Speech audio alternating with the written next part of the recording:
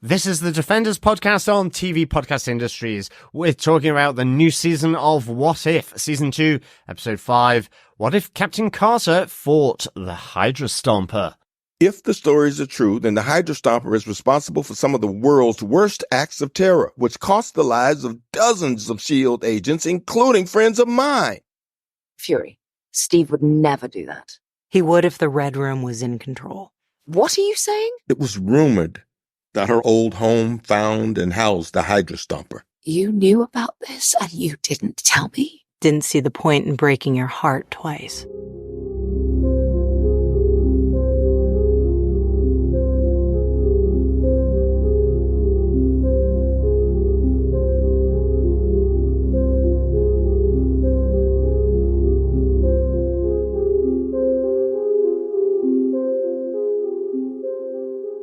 Welcome back, fellow Defenders, to this episode of the Defenders podcast on TV Podcast Industries. Yes, we're looking at Season 2, Episode 5, What If Captain Carter Fought the Hydra Stomper?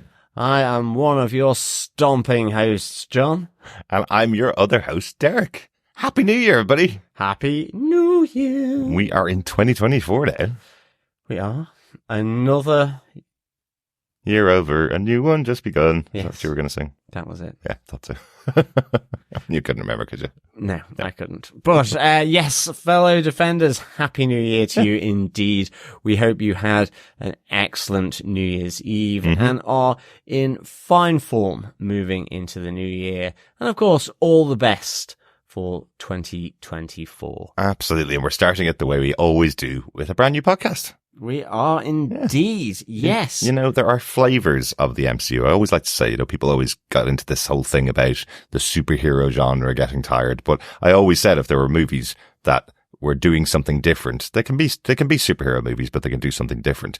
And one of my absolute favorites of the MCU had always been Captain America Winter Soldier. So to take a What If episode with Captain Carter and reframe the Winter Soldier.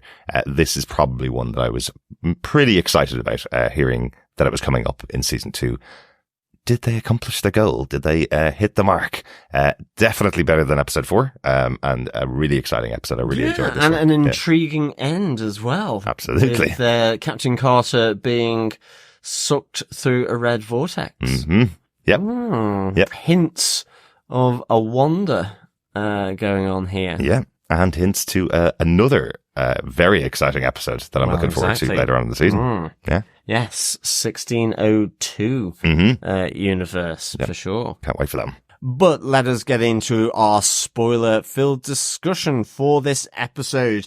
Just a reminder to everyone, if you're joining us for the first time, or indeed if you haven't done already, you can pop on over to our website at tvpodcastindustries.com, where you can subscribe to the podcast on any mysterious podcast player in the multiverse of your choice.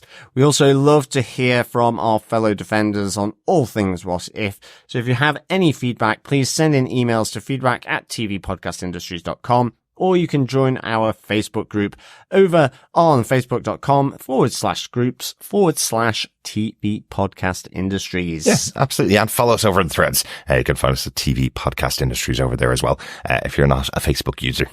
Yes. Derek, what are some of the episode details for Episode 5? Yeah, once again, executive producers for the show, Bryan Andrews, AC Bradley and Brad Winderbaum, with Kevin Feige, of course. The head writer for the show, AC Bradley. And once again, AC Bradley writing this episode of What If, Season 2, Episode 5, directed by Bryan Andrews once again. Excellent stuff. And John, do you want to tell us what they gave us with your synopsis for Season 2, Episode 5, What If Captain Carter Fought the Hydra Stomper? Sure.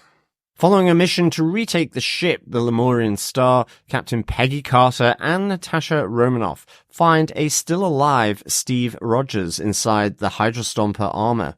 Rogers attacks them both before destroying the vessel. A briefing with Nick Fury leads Romanoff to deduce that Rogers, who went missing in 1953, was brainwashed by agents of the Red Room.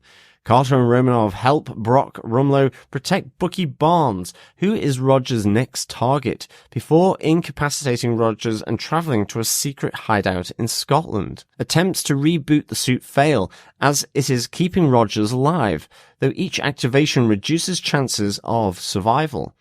Rogers awakens, then offers to help Carter take down the Red Room in hopes of finding a cure before escorting her and Romanoff to a former KGB test site. The three survive an ambush by various automated drones before Rogers' brainwashing is reactivated by Melina Vostokov, who admits to staging the earlier events. Carter battles Rogers while Romanoff fends off Vostokov's Black Widows. After Carter pleads with him to stop fighting, Rogers flies towards the Red Room and destroys it in spite of her protests. Noticing Rogers' move, Romanoff fires her grappling hook to latch onto him and ties it to Vostokov, who dies in the explosion. Sometime later, Carter, convinced Rogers is still alive, decides to find him.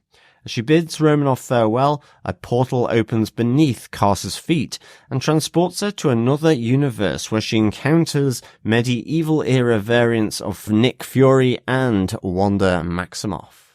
Yes, the Wanda Merlin, as she's called in the credits. So that'd be an interesting one to see, as we said earlier on. Looking forward to seeing Absolutely. how that plays out. Yes, and less medieval, probably more Elizabethan. Exactly. Yes, 100%. Same kind of vibe, I guess. Definitely Elizabethan. A similar vibe, yeah, but people may mistake that. Yes, it's the Elizabethan era is different to the medieval era, right? Yes. Yeah. But we'll find out about that in 1602. Let's talk about the episode itself. Indeed, let us get on to our first point.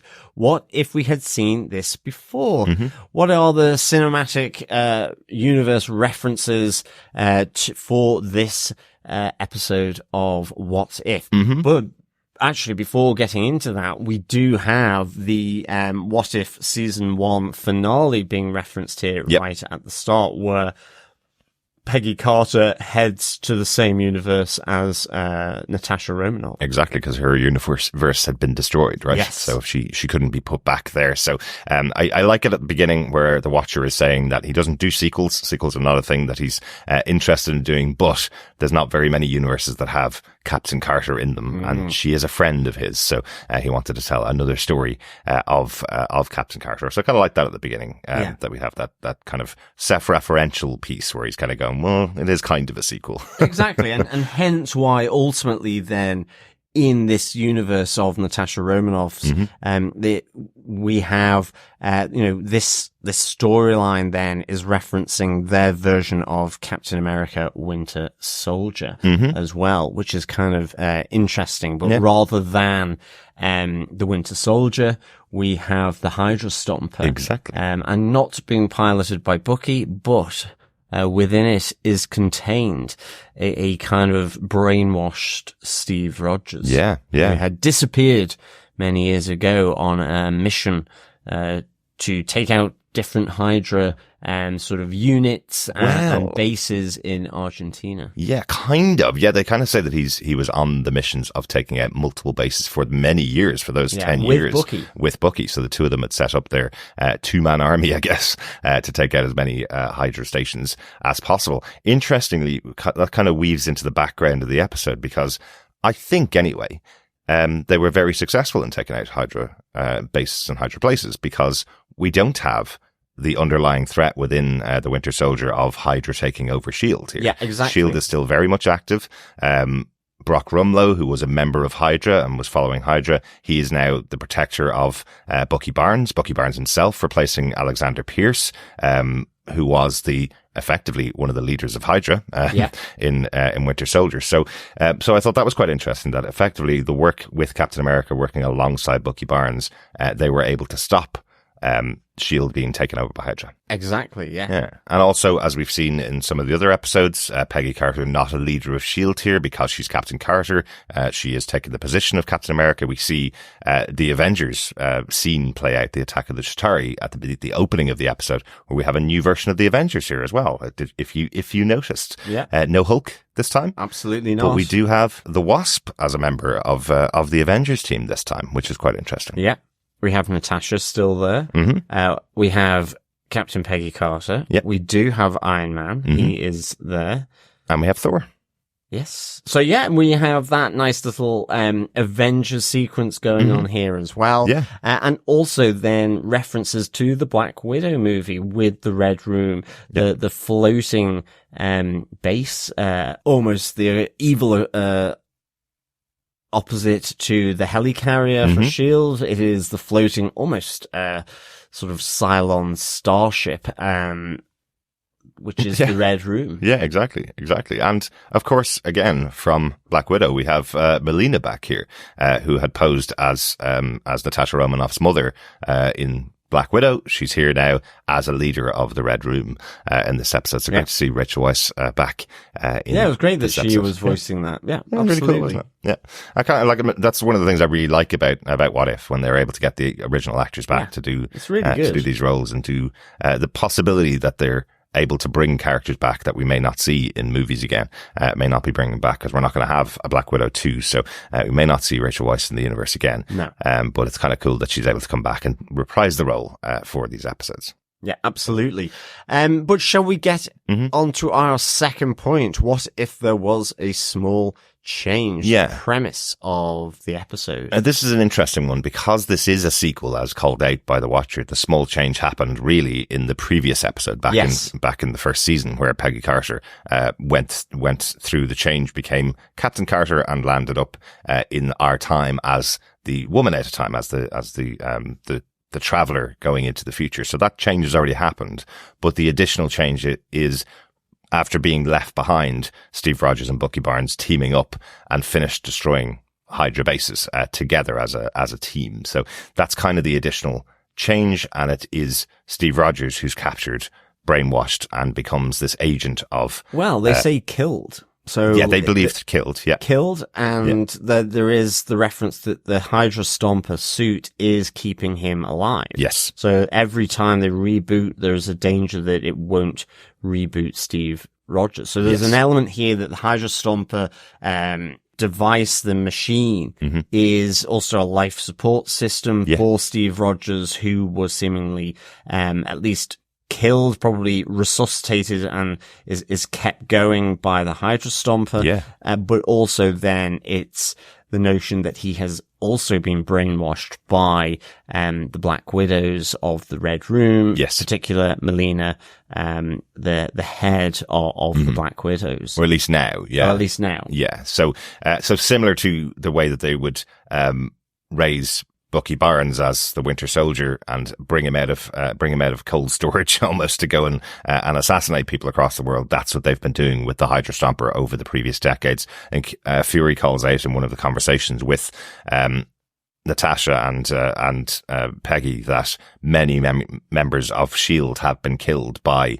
the Hydra Stomper. Yeah. He doesn't want to believe that it's Steve Rogers, that Steve Rogers will be coming out and killing friends of his, effectively. So they never wanted to bother Peggy Carter with the possibility that it could be Steve Rogers, that this person that's assassinating people throughout history, throughout the last 50, 60 years, could be Steve Rogers, that there's potential that he's still alive. Yeah, so, absolutely. So yeah, that's quite interesting. Yeah, I mean, I thought the action sequences here, we have it, sort of around the Lemurian Star. We have it around, S.H.I.E.L.D's headquarters, the Triskelion. Yes.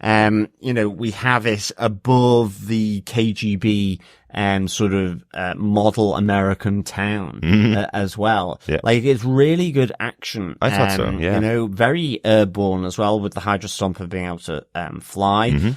Certainly, I thought that was just really, really good. The animation of it.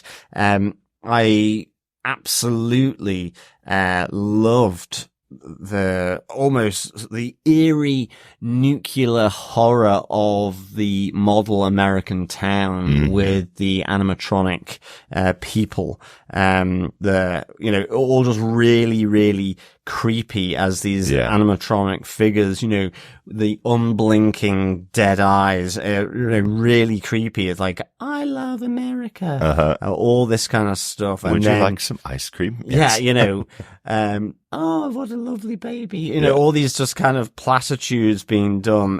This kind of former KGB testing ground for infiltrating into, you know, the American town, during the Cold War. So I really liked Natasha's kind of, joke about why it's so bad, because they didn't actually have cable TV from America. So they only had a couple of reference points to build this off of. So that was quite a good little joke as well.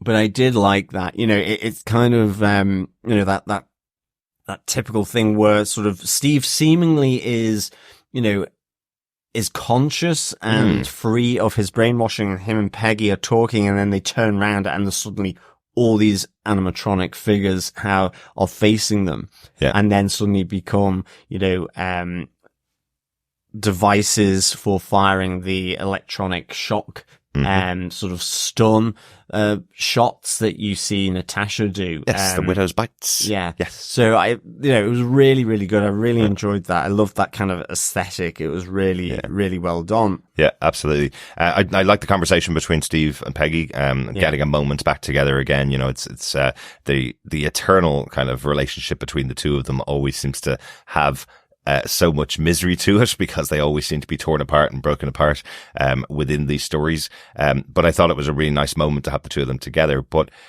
I suppose that it does give me a little question of, was Steve in control there? Did Steve come back? Was he the one that was actually talking to Peggy in that scene? They play it off that it's all part of the plan. The whole point was to get Peggy Carter. Yeah. Is this a brainwashed Steve that's talking to her, saying whatever he needs to get Peggy on board? Or was Steve actually free for a minute until the Hydra Stomper suit came back and took him over again? I have the feeling that he was in control in that moment, because he does try and fight off the animatronics, and then it shuts down and comes back again. Yes. And I think you do have Melina saying, you know, it was all a plan, and that, you know, his brainwashing has taken effect again. But the plan all along in players was this distraction in order to get Captain Carter and Natasha to this model American town in Sokovia. Yes. Yeah. Yeah. Get it.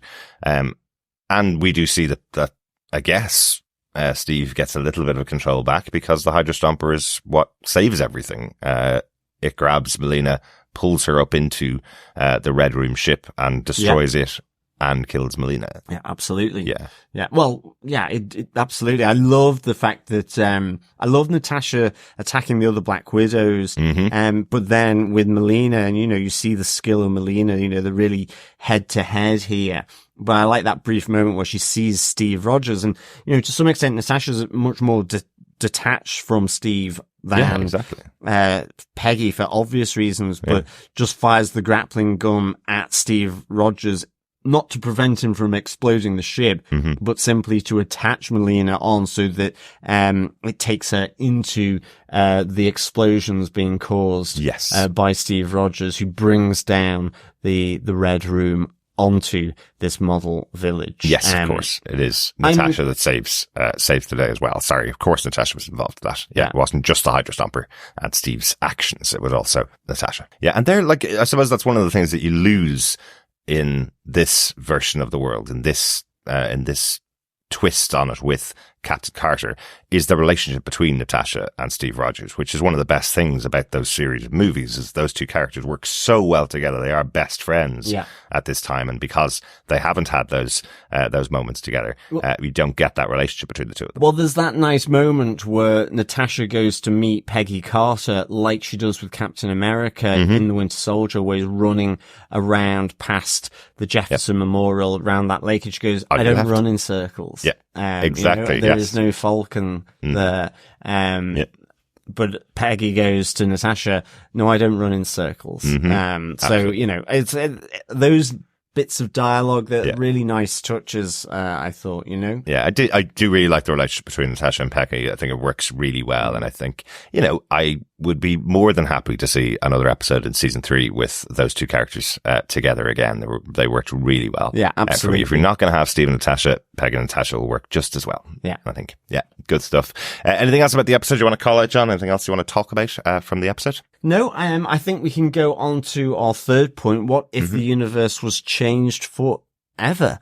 What would be so different? Yeah, what's the big change here after the events of this? I suppose differently to all the rest of the episode, this is the one that has a kind of a post-credit moment or an end moment that stops the universe from changing even further, which is that Peggy is once again pulled out of time and space. Yeah, exactly. And I think that's it. I think the focus of it on Peggy Carter, I mean, ultimately the change, as you say, happened within season 1. So, you know, the change here is that they have Captain Carter as, you know, their primary Avenger, not Steve Rogers. Yeah. You know, there's been a different path here. So it's all very much, Peggy Carter focused. Yeah. But similarly, then the change is that Peggy once again gets pulled, you know, out of her time, which is a new one from her original, and into a web of Elizabethan hey nonny nonnies from you know, Sir Nicholas Fury and the great court wizard Wanda Merlin. Yes. So I suppose that's the big change. That's what we're going to see in the future this time. So that's the unusual part about this, is that it's going to lead into another episode later down the season. So I suppose we already talked about some of the changes that have happened in this universe. You know, Hydra seems to have been stomped out by the Hydra Stomper. That changes quite a significant portion of the history of S.H.I.E.L.D. Interestingly. The fact that Bucky Barnes is now in the very high position that he's in, which obviously he never got to be because he was being used as the Winter Soldier. But Melina makes a reference there, to the fact that even Russian girls want to be like Captain Carter. That's really interesting in and of itself, because if you remember in the first Captain America movie, it's Captain America, and he is a symbol of American freedom, of American, belief systems, whereas Captain Carter has always been Captain Carter. She has a British flag on it because she's British, but she works for an international group. It's not about the American value system. So that's inspiring people around the world. Well, and as Melina says, you know, you're the epitome of womanhood and science. That's what she represents. Exactly. And as I say, even Russian young girls and women want to be like her. Yeah. I mean, even just, you know, when Melina arrives, she says, I don't know whether to kiss you, kill you, or dissect you. And Peggy goes, perhaps it will be all three. Exactly. And she goes, oh, there's a thought, you know. So there is almost a begrudging sort of respect for her. Absolutely. Here, you know. And it's almost like if Melina can harness that power herself for the Red Room, then they could get even more supported and more people to follow along with them. So interestingly, AC Bradley on Twitter after the episode came out, the writer of the episode, talked about the fact that she'd received a lot of messages asking about Hope Van Dyne as the Wasp being a member of the Avengers here, because there's nothing mentioned about it. It's just Captain Carter sending off everybody on their various missions. The Wasp comes in and she sends the Wasp up into the sky, exactly as Steve Rogers had done in the Avengers. But she talked about why Hope Van Dyne is a member of the team, and she says, well, how did that happen? Well, since Captain Carter, a woman, ended World War II, the feminist movement occurred immediately after the war. This had a ripple effect across all of society, leading to more female S.H.I.E.L.D. agents, heroes, and women in positions of authority. If you look at the strike team around minute 12 of the episode where Brock Rumlow comes in, there's many more women in those positions. Since Peggy Carter wasn't around to found S.H.I.E.L.D., that responsibility fell to Hope's parents, Hank and Janet, and also Bucky and his good friend Howard Stark. All this led to Hope taking on the Wasp mantle much earlier. Some other tidbits from the episode: Bucky survived the war and became a Jimmy Carter-esque elder statesman. Howard didn't die in 1991. In my mind, Howard was a better father and had a closer relationship with his son. Tony and Bruce are always and forever the mad genius science bros, at least in my mind, says AC. And finally, the Captain Carter biopic was a musical, but sadly not a Broadway play. At least not yet, she says. Excellent. So I really like that. That kind of gives reference to all those things that are mentioned in the episode.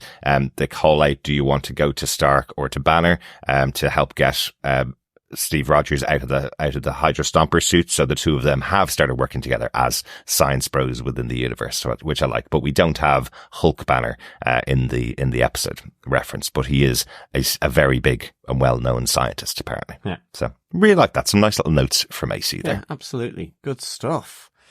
Well then, with that, Derek, do you defend episode 5 of season 2? What if Captain Carter fought the Hydra Stomper? I kind of reveal my thoughts up front that there are various flavors of the Marvel Universe. This is my favorite flavor. Captain America, Winter Soldier, with Captain Carter instead of Steve Rogers.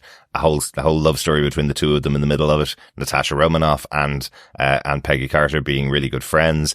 All that stuff works really well for me. And referencing other movies that we haven't seen much of since they were out originally, like Black Widow. Bringing all that together in this great big melting pot worked really well for me. I loved this episode. This is definitely my favorite so far of the season. Really, really enjoyed it.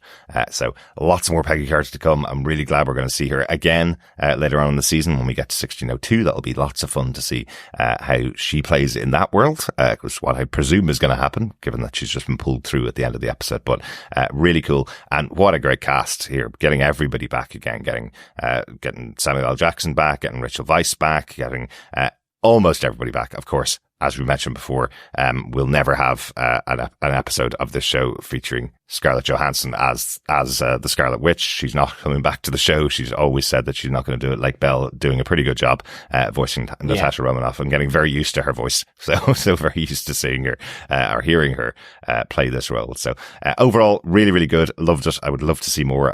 If they were going to do another spin-off like they're doing with Marvel Zombies, I wish it was a spin-off with lots and lots more Captain Carter. Yeah, excellent stuff. How about yourself, John? Do you defend this episode of What If? I do defend this episode. I'd give this 4.5 raining red rooms out of 5. Very yeah, nice. I really enjoyed this. I loved the switch up. I love Winter Soldier as a movie, so I like this change an awful lot. I really enjoyed connecting back in with the Red Room as well. I loved the all-American town in Sokovia, just the creepiness from the animatronic figures, Steve's sacrifice of himself to bring down the Red Room. I loved all of this. Thought it was really, really good. I loved the take on primarily Winter Soldier here. So for me, 4.5 raining Red Rooms out of 5. Fantastic. Great stuff, John. Usual question to end off the episode. What if we had some feedback? Well, surprisingly, we do. Yes. Excellent stuff. First up, an email from Coffee and Vodka says, "Greetings, fellow embattled defenders.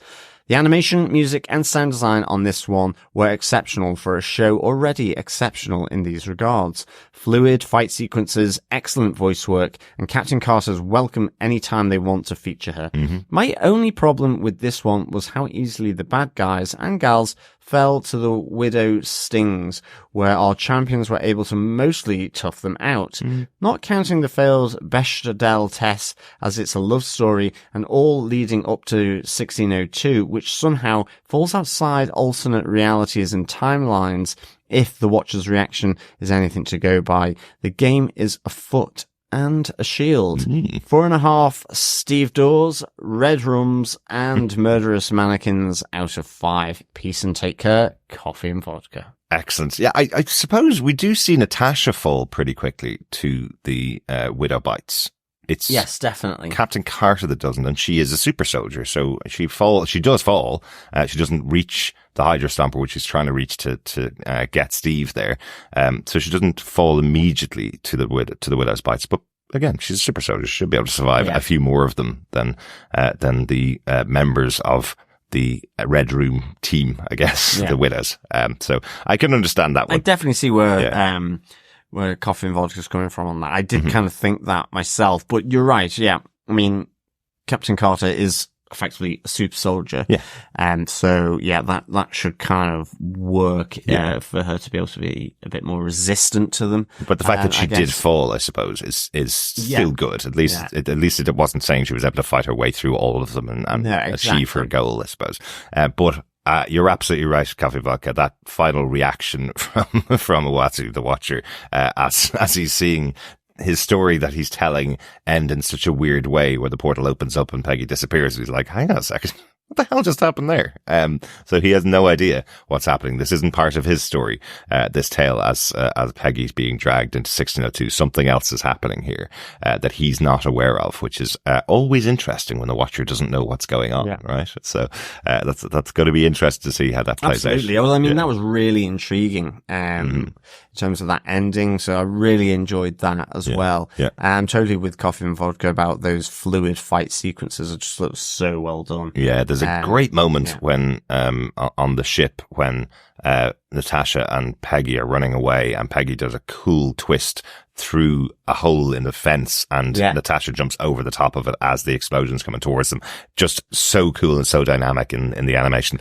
There were two, one in the town in Sokovia, one on the ship as well. Yeah. Really good. And the one where Peggy and the Stomper are falling back down to Earth after the incident at the Triskelion, and Black Widow sort of being able to scoop them up inside one of the SHIELD jump ships. Yeah. So I really like that. That's very cool. Yeah, very cool. Thanks, Coffee and Vodka. Yeah, thanks, Coffee and Vodka. Over on our Facebook group, Heather Wallace says, this is the episode I was waiting for and it didn't disappoint. I like how Peggy and Natasha slot into the friendship dynamic of Steve Sam. More proof that Steve with a beard is the best Steve. Cap in Infinity War is and always will be the best. More star-crossed lovers, heartbreak and a mystery at the end. More please. More please. Totally with you, Heather. Yeah, this is definitely my favorite, and I'm so excited for more episodes of the show, and knowing that we'll get more Captain Carter as the episodes go on. Absolutely, it's always good, isn't it? Yeah, absolutely. Thanks so much, Heather. Also on Facebook, Lindsay Lawless says the season 1 Cap Carter Nat duo was one of my favorite character dynamics. So to have it return for this episode was absolutely delightful. I'd honestly be down to watch a limited series just of those two in the lead. I really hope this isn't the last we see of them, although it certainly seems it's not the last we'll see of Peggy given the ending. Very excited to see where it all leads, if they at all pick it up at later episodes. Well, I'm sure they will. They definitely will. So yeah. Totally agree. I think, as yourself, Lindsay and Heather said, that kind of dynamic of Peggy and Natasha is just really, really good. Yeah. And I'm so glad that it was back for this episode. Yeah, absolutely. Dr. Bob Phillips also agrees. He says, I agree. This Cap and the Widow pair are just brilliant and very much worth being back for the sequel and more. Great stuff. Thanks, Dr. Bob. Thanks, Dr. Bob. Joe Herbers says, fun, but a bit too much punching and blasting for me. It's the big action episode. I really enjoyed it. I thought the action was stomping.